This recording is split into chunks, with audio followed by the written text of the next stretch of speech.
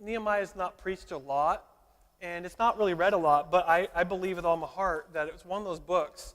Nehemiah is one of those books in my life that I've come to once in a while. I read it maybe once a year, if I'm just being honest. I read it about once a year, and it challenges me to see hope for, maybe I need a little bit of hope in a hopeless situation. They found themselves in those days, before Jesus was born, and hundreds of years before Jesus was born, something took place in Jerusalem.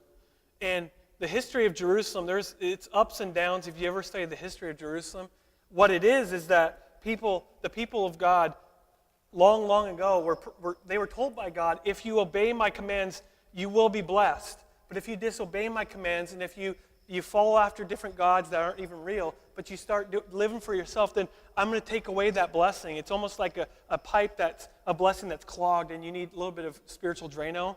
And I just like the whole idea of you pour Drano in there, and it clears up the clog. And I mean, how many of us have ever clogged up sink? And the best feeling in the world, maybe not in the world, but like one of them is to see that drain start to go. It's just the water is not standing there, and you're like, yes, I feel like I'm victorious today.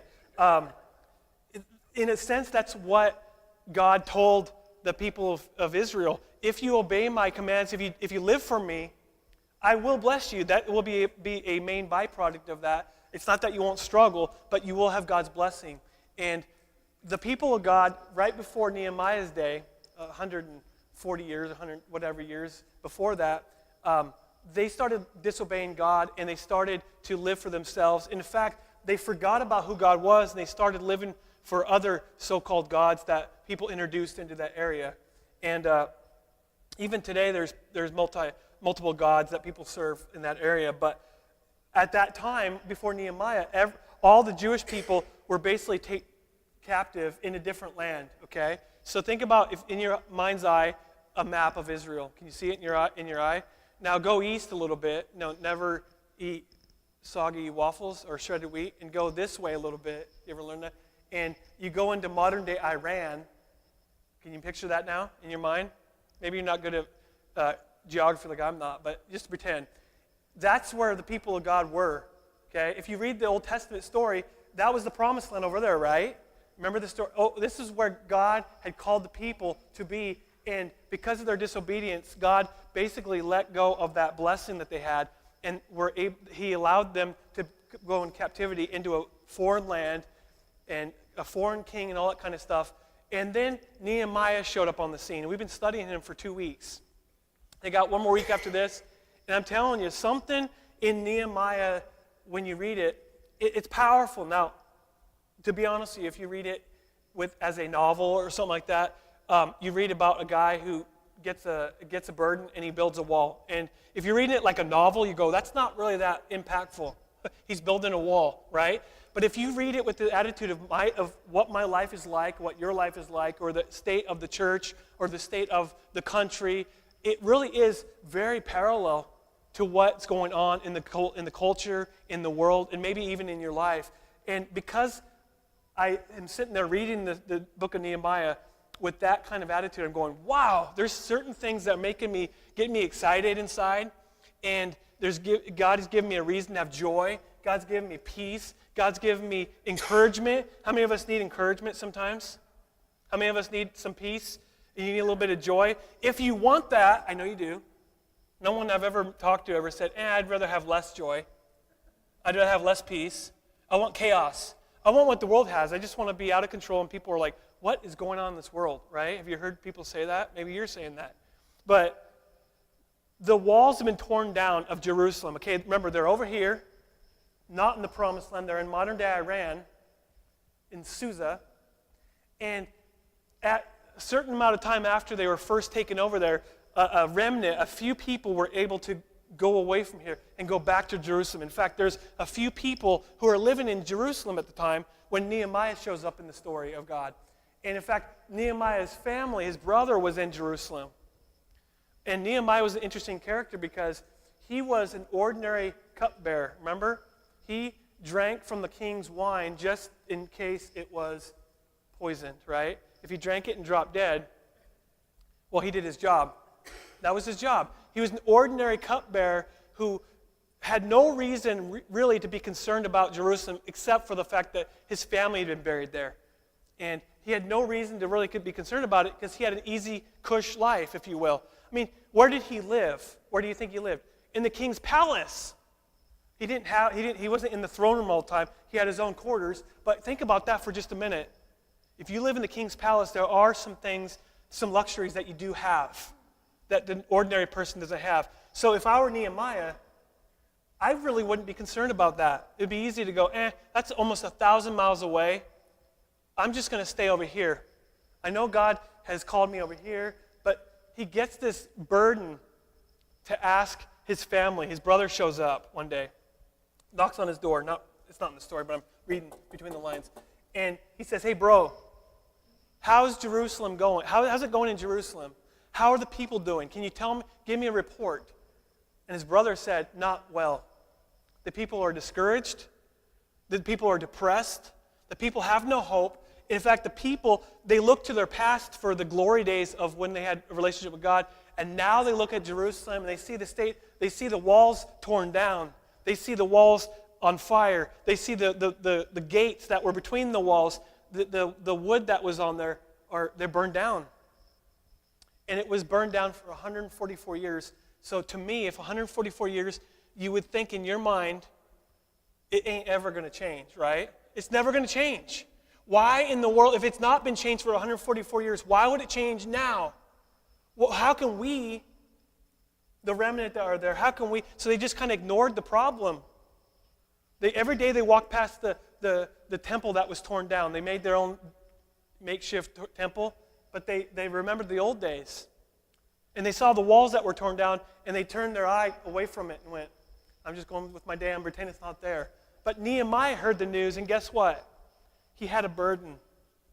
I mean, in your life, has there ever been a time where, maybe not even God, but someone told you something, and it gave you a burden, and you can't think of anything else. You can't sleep at night. And the people around you are going, I don't see the same burden that you do.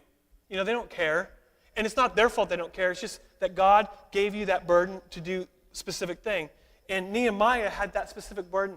What is this burden? To rebuild the wall. And I put it down on my, where'd that little button go? Anyway, I can push enter. Nehemiah's mantra for his life. This was his thing, and not everybody bought into this thing, but somebody has got to do something about the walls of Jerusalem, and that somebody might as well be me. I'm not going to wait for someone else to do it.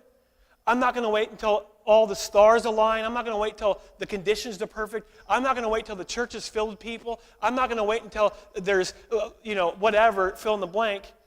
I'm going to do something about this wall. Somebody has got to do something about the state of this wall of Jerusalem and the temple and the people, and it might as well be me. Remember, the three words, and actually I wish I would have done a fourth word, was renew, okay? But, because that would have been perfect. I could have had two on each side of this thing anyway. But rebuild. What did he do? He rebuilt the wall. But not only did he rebuild the wall, what did he rebuild? People's hope. He rebuilt a people. God rebuilt a people that they served God. He restored the wall. He restored the glory of the wall and wow, the majesty of the wall and the temple. But he restored a people that were hopeless. And he revived the city. But not only the city, not only the physical city, but he revived a people. And I wish I would have put the fourth word, but it's not really in my notes, but renew. He renewed a sense of hope and direction, and God, you're going to do something amazing. That's what he did. And he said, he was in modern-day Iran. He said, somebody's got to do something about the situation. Nobody's doing anything about it, so it might as well be me. I may not be the best person. I'm ordinary. I have an ordinary life, except for the fact that I live with the king. But I have a cush life. But I am going to leave the cush life. So what happens, long story short, the king gives him what he needs to travel almost 1,000 miles back to Jerusalem. And he begins to rebuild the wall. You guys up to speed a little bit in the story? It's actually fairly easy to think about the story. You know, you have the walls torn down. Nehemiah gets a burden. He gets the king's permission, King Artaxerxes over in Iran. And King Artaxerxes allows him to have specific permissions and letters and and resources to rebuild the walls. Okay, it didn't just come out of thin air. Nehemiah did the hard work. He did the research, what it took to do that. So he shows up in Jerusalem. He looks at the wall at night, and he decides, I'm going to encourage everybody around me to help me. And a small few people, if maybe not a few, but everybody at a specific part of the wall. They lived over here. They rebuilt that part of the wall. This person rebuilt this part of the wall. And in 52 days, say 52 days? 52 days they rebuilt the entire wall around Jerusalem. Just for a moment, maybe on research, doing some research this week, go on Google and look at the old wall in Jerusalem. Look how tall it is. Look at how tall that wall is. And that's only a little part of it left. And it's not an easy job. But people did their job.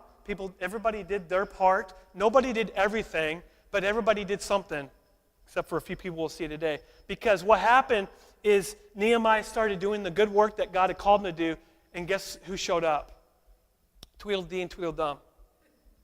That's not their names, but there's two guys and other people that are unnamed, but these two guys are pretty infamous in this story because they're forever known as the people who are trying to dissuade the people from building the walls and trying to discourage them. At the best, they're discouraging them. It will never happen. How can you guys do that? Not everybody's going to buy into this thing, Nehemiah. And so I have learned the hard way in my life from experience. This is not from sermon prep, and this is not from, I think this is what happened. This is from real life experiences that every time that you move forward for God, your enemy, the devil, tries to stop you. Now, I'm not going to blame the devil on everything. There's other people that can be used, the people, outside sources can be the source of stopping me. Even my own thoughts can be my worst enemy, right? If I have something that I want to do for God, my own thoughts can actually be my enemy. That will never happen. 144 years of this, it's not going to happen. And so I have learned the hard way, time and time again, that every time that you move forward with God, the enemy tries, and sometimes he wins in these little mini battles, and you take a step forward or 2 steps forward, and you take 3 steps back. Well, longer you do that, you're going backwards, right? And it's tiring, it's discouraging. You're like, yes, we took a step forward. Oh, now I'm backwards. I'm 1 step behind where I was a year ago. And so as you read this, chapter 4 of Nehemiah, you're going to see some discouraged people. You're going to see some people who are looking, they got it. Remember if you were here last week, you know the story. The people around Nehemiah got excited. Remember that? It wasn't only a Nehemiah thing.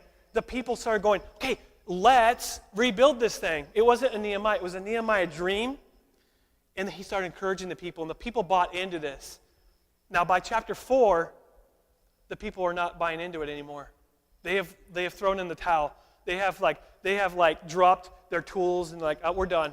This is way too difficult. I didn't sign up for this kind of work, especially when these two Tweedledee and Tweedledum people showed up. And now remember this. Everybody knows this, but I want to remind you again.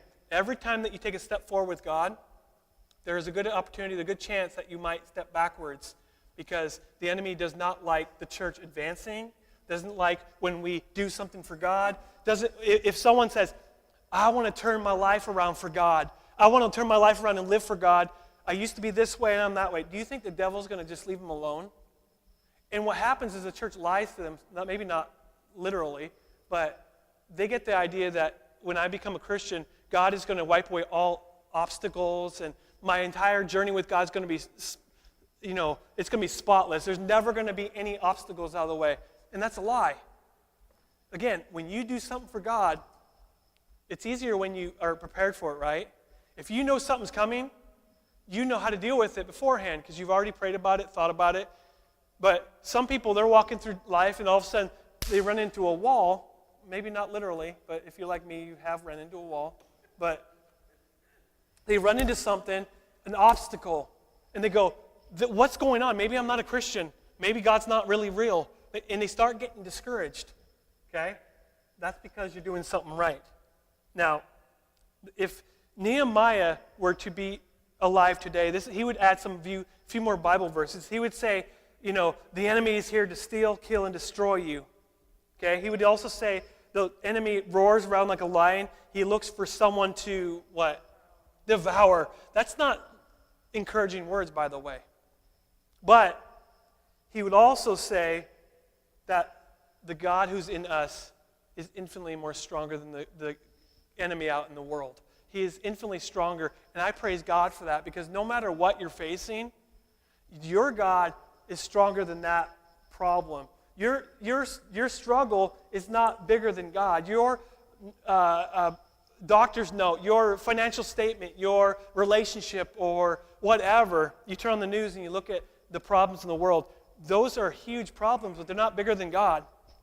And so I want to encourage you. I want to give you some encouragement today. I want to give you some hope. I want to give you some joy. I want God to give you that joy, because if we are doing nothing for God, why should the enemy do anything? Okay? In other words, which I'm going to put on the screen, is we don't face opposition because we're doing something wrong. We face opposition because we're doing something right. Some of us are going, I must be doing something right because I'm facing opposition left and right. I've met people that it's like not just one opposition. It's coming from all sides.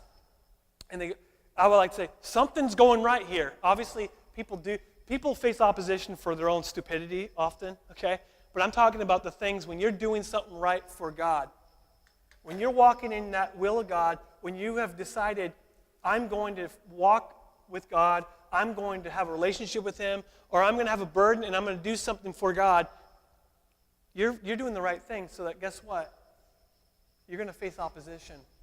And this ain't a sermon that I don't expect for all of us to shout from the rooftops, hooray, Pastor Joel, thanks. I don't expect that, because we don't want to talk about this, but it's a reality in the situation, even in the book of Nehemiah. He faced enemies. He faced opposition. He faced people who, they didn't want the walls to be rebuilt. Okay? So in the story, we actually find, we're going to get to the story in just a second, but we find that the enemy will discourage you two ways. Okay? Maybe you're not discouraged now. How many of us have ever been discouraged? Okay? This is not a scientific poll, but how many of us in our life, this is not a doom gloom sermon, by the way. This is just reality check. How many of us in our life, do you think you've been discouraged more than you've been encouraged in your life? If I were to weigh down encouragement here and discouragement or defeat, I would feel like this would weigh heavier. Just reality, because we face a war in this world. There is a spiritual battle going on today as much as it was during that time. And we can be victorious, but at the same time, sometimes during your battle, you have to fight hard to win the war, okay? There's a lot of battles, and sometimes people throw in the towel too early. They're one battle away from winning, and they throw in the towel because they've been defeated 3 times, and maybe in one day, and they just throw in the towel, and they just wash their hands of the thing. But the enemy, actually, number one, from the story, the enemy will discourage you from the outside. This is nothing that you do. This is nothing that you have done. This is nothing that you say. This is nothing that you thought. This is just something that people will show up from the outside, and they'll try to discourage you. And as I was doing this sermon, there was a few memories that were flooding back into my heart, into my mind, from times where I felt discouraged from people outside of my life. In fact, Nehemiah chapter 4, verse 1 through 3, you're going to read just a second. Nehemiah's rebuilding the wall, and that's when Tweedledee and Tweedledum show up. He's at the wall. He's at the wall, and it says in Nehemiah 4, when Sanballat, I don't know how to say it, but when Sanballat heard that we were rebuilding the wall, okay, let's pause it and look up here. You would think that everybody would be excited about it. Oh, cool, 144 years of chaos, 144 years of discouragement and depression, 144 years of defeat. Yay, somebody's got this vision. Not Sanballat. When he heard that, he became angry and was greatly incensed, like, And he actually ridiculed the Jews. And in the presence of his associates, I'm Tweedledee, this is my associate Tweedledum, and this is over here is Dumb and Dumber, And he actually told, in the presence of the army of Samaria, he said, What in the world are these feeble Jews doing? He's mocking them. These people are not strong enough to do what God's called them to do. They're not strong enough. They're feeble. They're weak. Will they restore their wall? Do you ever read the Bible like that? Like, do you ever put, like, what they would probably sound like? I mean, this is not just robotic. This is like them mocking them. Do you think they're actually going to rebuild their wall? Will they offer sacrifices? Have you seen their temple? Because in that time they had a temple that they sacrificed that. They didn't go to church like we do. And can they bring these stones back to life from the heaps of rubble, burned as they are? Can they? And then there's Tweedledum. Not only is Sanballat, but Tobiah. Two infamous people. Have you ever heard the names? These guys are infamous for their discouragement, and they're enemies of the people. And Tobiah the Ammonite, who was at Tweedledee's side, he said, "What are they building?" He mocks them. Even a fox. Think about a little fox for a minute that just runs around. Even a fox. This is not a big animal. Even a little tiny little fox, or if I would say today, even a little kitten. Okay, we'll just say a kitten. Even a kitten climbing up on that wall, it would break down their walls of stones. Why? Because it's so weak. The ruins have been sitting there for a long time. What happens when you just let something sit and you don't rebuild or you don't fix up? It starts decaying, right? Wood decays. A house that's been abandoned for a long time, you open up the door. When I was a kid, you might not like me for this, but I broke into an abandoned house, me and my friends. I know, we thought it'd be cool to go exploring. And I did notice that there were holes in the floor, and when you're walking, you can hear the floors like creak, and you can hear the floor almost crack, and because the wood not taken care of decays. So that's what he's saying. These guys, Tobiah, he's saying there's no way that they're going to rebuild it because it is so weak right now that even a fox that climbs up on it would actually break down the stones. I mean, just imagine that. Here you are, you have the vision of God in your life. You're Nehemiah. I'm Nehemiah, and we are serving the king Artaxerxes in a very comfortable job. And all of a sudden, we get this vision, we go back, and you're like, yeah, people are buying into it, and then someone comes to you and says, there's no way it's going to happen. Well, that's kind of down. That's kind of a downer kind of thing. I mean, have you ever thought you were doing something good, and everybody was like, it's not going to work? And it's not like the natural thing to go, you're wrong, I'm gonna keep doing it. The natural thing, at least for me, is going, maybe they're right. And you start kind of shying away from doing the will of God. You slow down, definitely. And that's not what Nehemiah did. Nehemiah, he allowed this thing right here, these Tweedledum, to make him focus even more on what God called him to do. And so, in this story, what you find is a couple things that the enemy discourages you with. The first thing that he does is he brings obstacles. He allows obstacles that here you are walking, and if you're not ready for it, you trip over the obstacle, and it slows you down. If God's will is to get you over here, and the obstacle's in the way, and if you're not paying attention, it can harm you. It can stop you. Obstacles. 2 steps forward, 3 steps back. I mean, maybe not with a relationship with God, but have you ever felt in your life that certain things that was 2 steps forward, 3 steps back?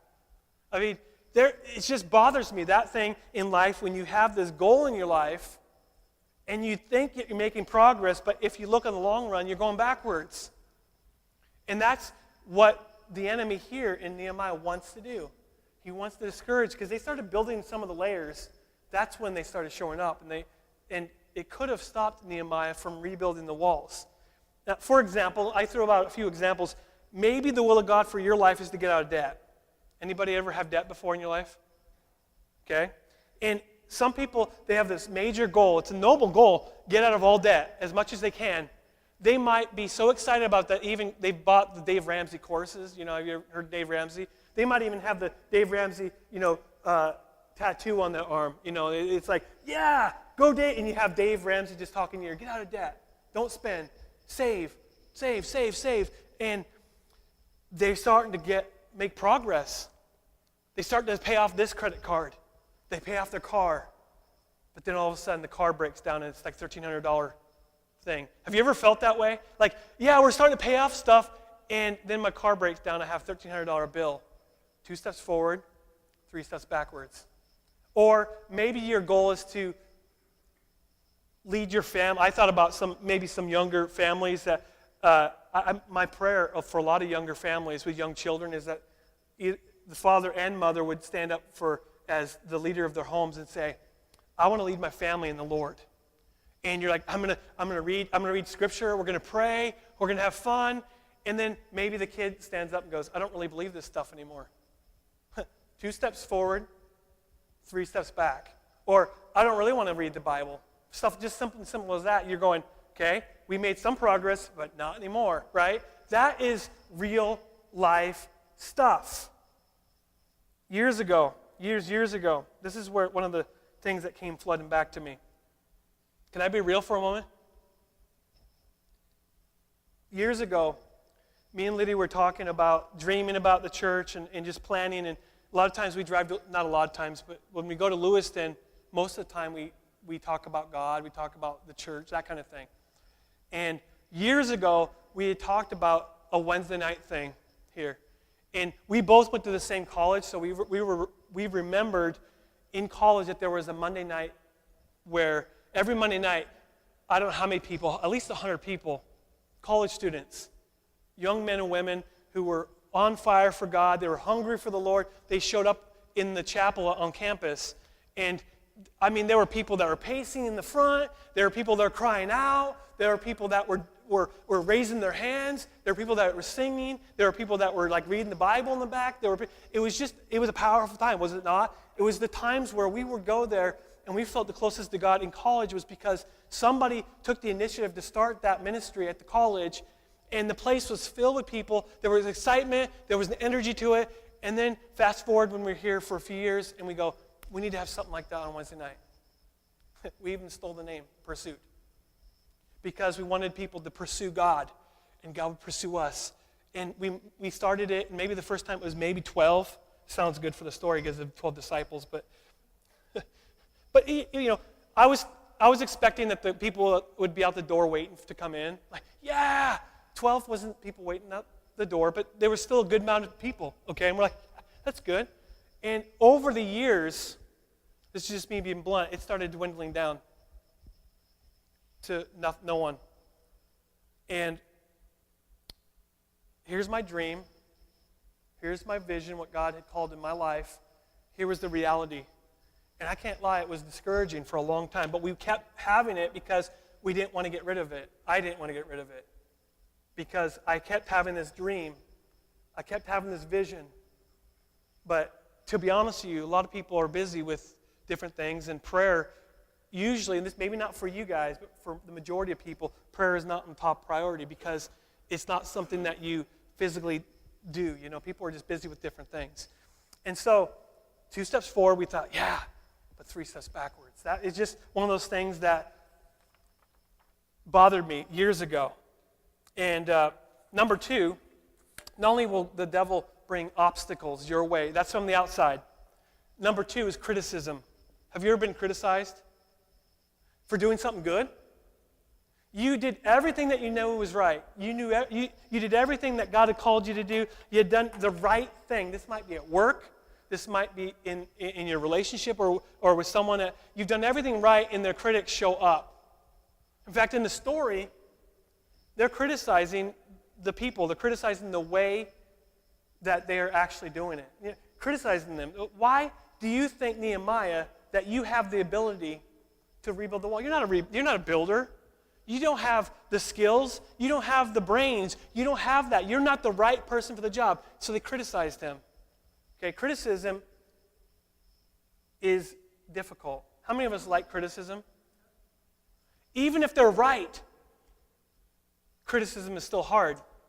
Especially if they're right, criticism is hard. Criticism is the most difficult thing in the world, but it's something that when you have this dream for God, when God calls you to do something, not everybody's going to buy into it. And they're going to criticize you for it. Because your dream is not necessarily their dream, right? And so years ago, we used to have a traditional Sunday night service. We had one, we moved our current Sunday night to our Wednesday night, by the way, 7, right? Okay, thank you. There's so many things I can't remember my times. But years ago when I first moved here, we had a traditional Sunday night service. It looked pretty much like this service. And 4 people showed up. It was hard to get ready for that. And the people that were there, it was like preaching the choir. It was good. And I discovered why a lot of people weren't showing up. Because especially people with young families, it's hard to get kids to go to church. Remember when your kids were young? Trying to wrap them up and get them going to church, and you go Sunday morning, you get them back, you feed them, and we got to get back in the van, we got to go back, and it's like just a lot, right?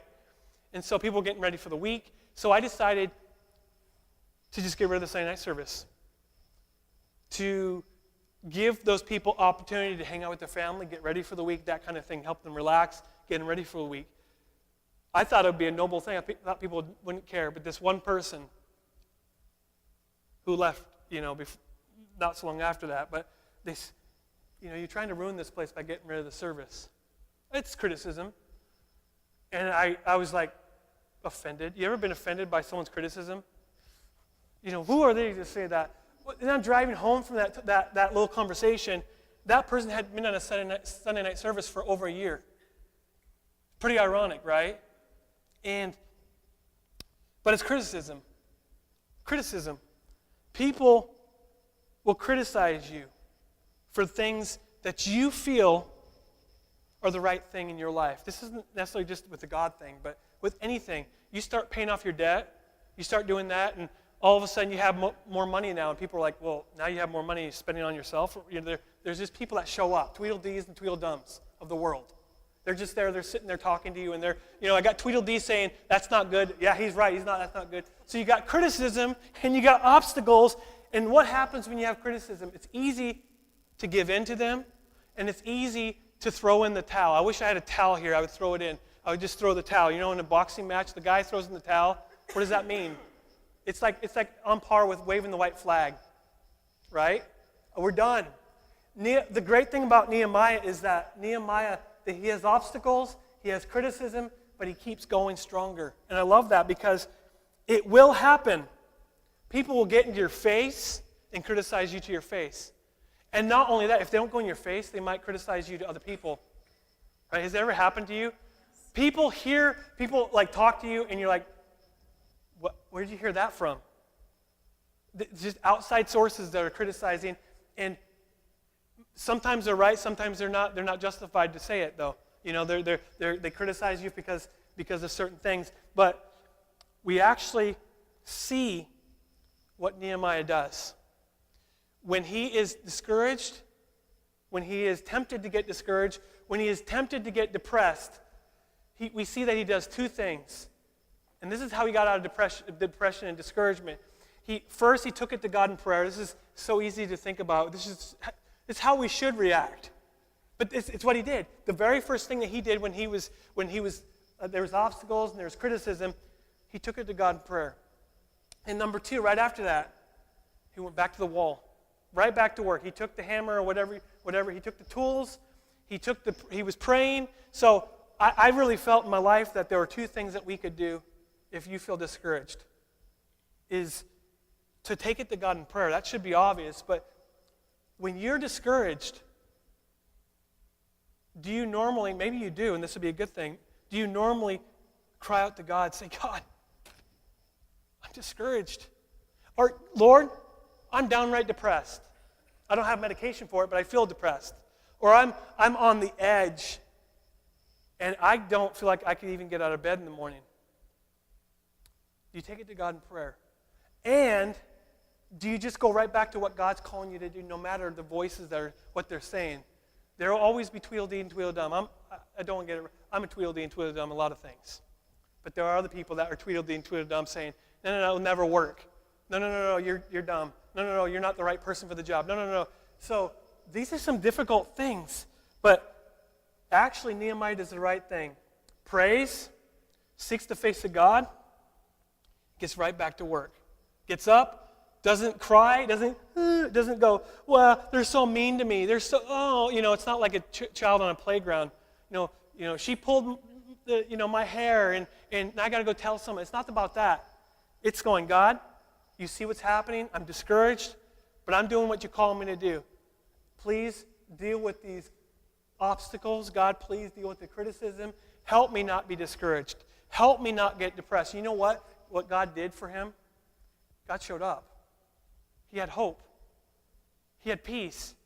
Even the critics didn't stop talking right away. But he kept going. He kept going. So when you're doing something for God, your enemy's going to actually oppose you from the outside. It's something that you cannot control. It's just one of those things. And the second one, the last one, is that the enemy is going to discourage you from the inside. Maybe you don't want to raise your hand, but how many of us, the biggest enemy in our life is ourselves? Our biggest enemy is our minds.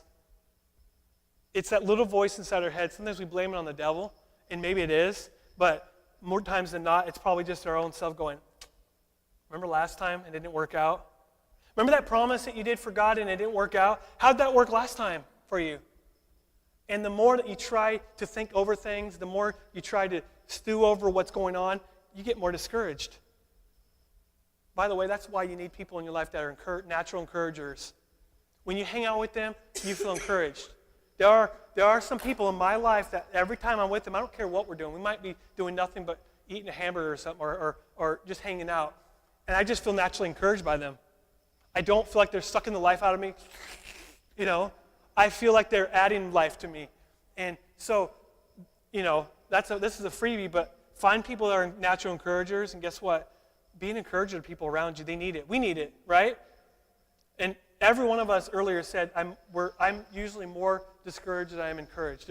It weighs a little bit heavy on the discouragement side. I'm encouraged a little bit, but then it goes like this, and 2 steps forward, 3 steps back, and I'm back to this. We need natural encouragers. There were people that actually were encouraging them. But you know what? In Nehemiah's story, it wasn't just Sanballat and Tobiah that were discouraging Nehemiah. The people who were so encouraged last week in the story are now they're not encouraging anymore. The work got a little too hard. In fact, Sanballat and Tobiah started speaking, and these people took it to heart. They did what Nehemiah didn't do. They were like, maybe they're right. And so these people, they actually were discouraging to him. And look at this. It says in verse 10, meanwhile, this is like, okay, Sanballat and Tobiah are trying to do all this stuff, and meanwhile, at the same time, the people in Judah, okay, this is the people in Jerusalem. These are Nehemiah's brothers and family and cousins and friends and that kind of, the strength of the laborers is given out. People are getting weak. They're not doing this, but they're not building as fast as they used to. And there is so much rubble that we cannot rebuild the wall. I think it's interesting, cannot, it's not will not. We refuse to rebuild the wall. No, we can't rebuild it, Nehemiah. Your vision, and we bought into it, but you know what? The fact is, it only took 52 days, but in the middle of this thing, when the wall is built halfway up or whatever, or quarter up, they started going, this is way too difficult. We cannot finish this because there's so much rubble. We cannot do this. Okay? This is so easy to think about, but have you ever in your life done something for God, and at the same time that you're doing it, you said, in the back of your mind, it says, this cannot be done. It will not happen. 144 years of the wall being destroyed, and here some guy named Nehemiah who's nobody decides to come in here and rebuild the wall. It's not going to happen, Nehemiah. And the people are getting tired. We're getting weary. We're getting discouragement from the outside. And now all of a sudden discouragement is coming from the inside. And more times than not, it means that the discouragement comes from right here, inside your mind. The mind is a powerful, powerful, powerful tool and a powerful weapon, if you will. It's used for good, and it can hurt you. And they actually said stuff like, we don't have what it takes, we can't do this. Who are we to think that we could actually rebuild these walls? Right? They've been down for 140 years. Who are we to rebuild these walls? We're not good enough. We're not strong enough. We're not a big enough people. We cannot do this. Somebody else needs to do something about this because they're better at this. We could hire a contractor. We could hire someone that's a better leader. We could hire someone that's going to do all the work and they're the natural encouragement. No. That's what the people were saying from the inside. But Nehemiah was that solid person where he sought after God. And God gave him strength. I love that about Nehemiah. An ordinary guy who can deal with the things that we deal with, and he actually is encouraged because of God. Okay, often I feel like the people of Judah. We can't rebuild the wall. There's no way. I mean, how do you defeat discouragement? Well, look at verse 14. Nehemiah, it talks about how he fought against discouragement. This is after I looked things over. Now, look up here for a second, because he heard everything. He's not deaf.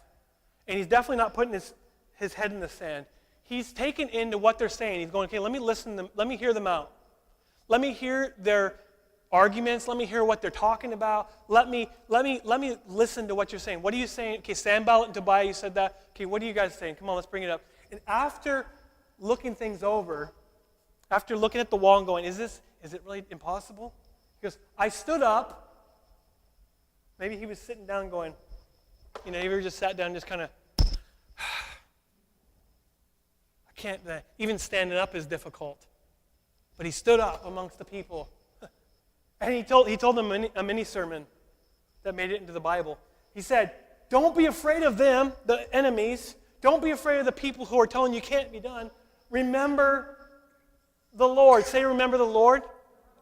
Remember the Lord, who is stronger than your enemy. He's stronger than your battle. He's stronger than your discouragement. He's stronger than your depression. He's stronger than the fact that you don't have any joy. He's stronger than any obstacle in your way. He's stronger than that. Remember the Lord, who is great and awesome. I come from the generation of people who say awesome a lot. You ever hear young punks that say awesome? Awesome, right? From the 80s and 90s. Gnarly, and then awesome. So I say awesome a lot because it's just my upbringing. But awesome, it's just an awesome thing to say. No, awesome is a very godly word. It's like, no. This cup of coffee was not awesome. Our God is an awesome God. He is awesome. He's mighty.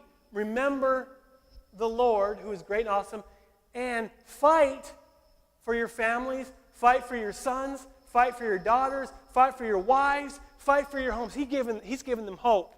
He's given them reason to keep going. There's a reason to keep going. There's a reason that we don't throw in the towel.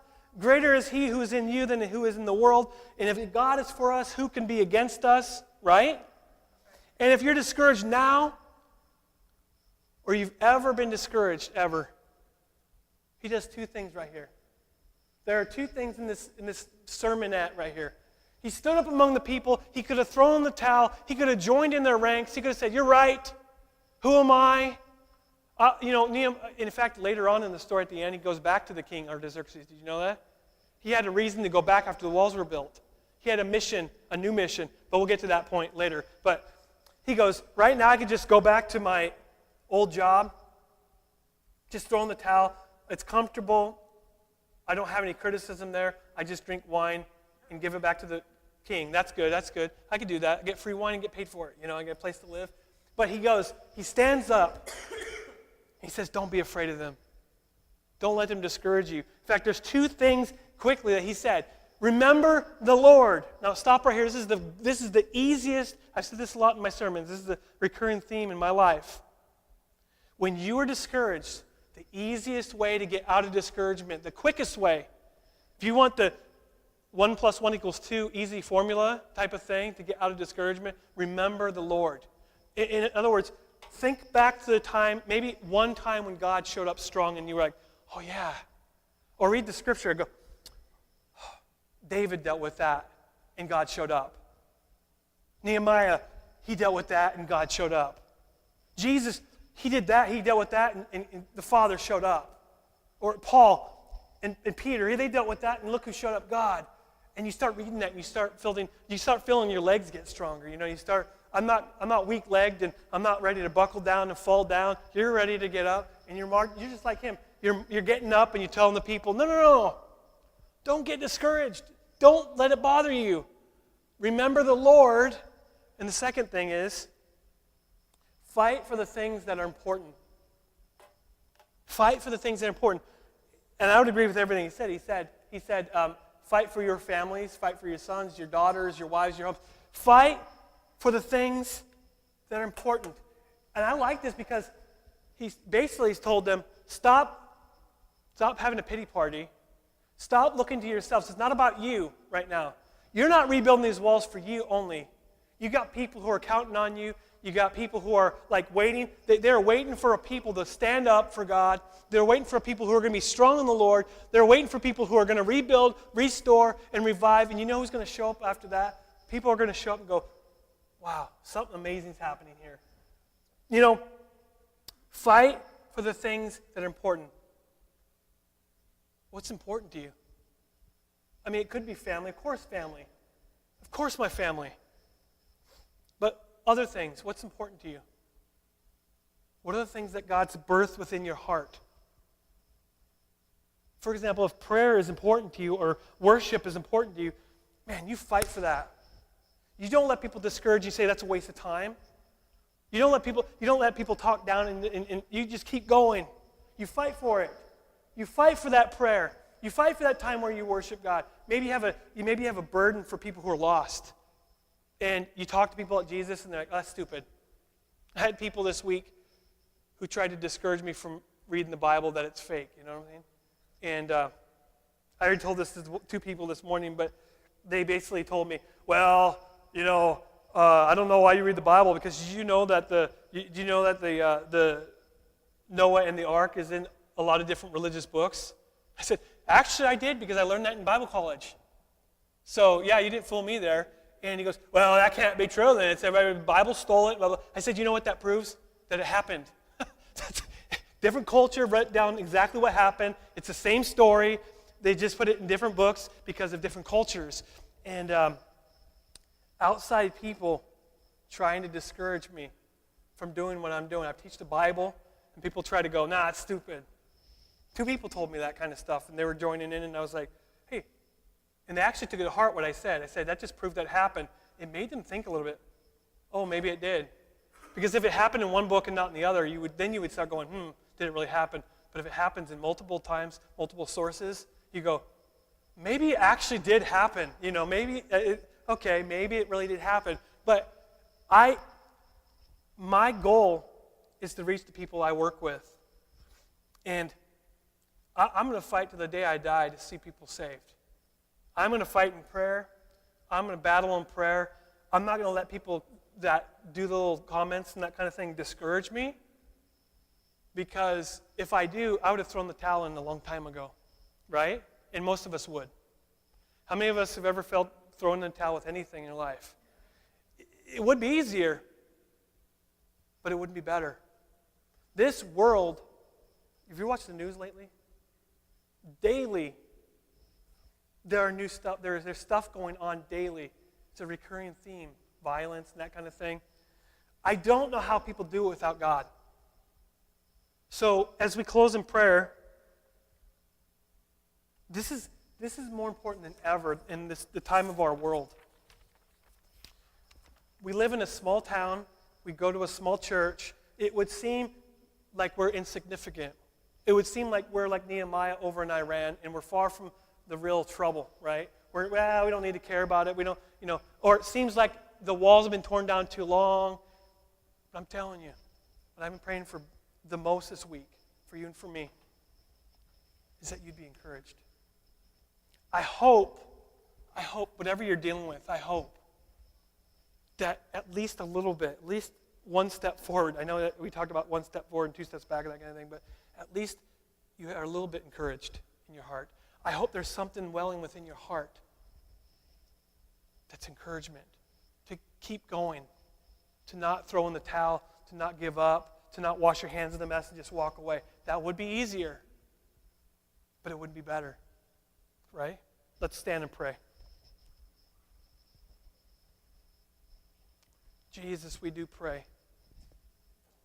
We pray, God, a prayer of encouragement over the people.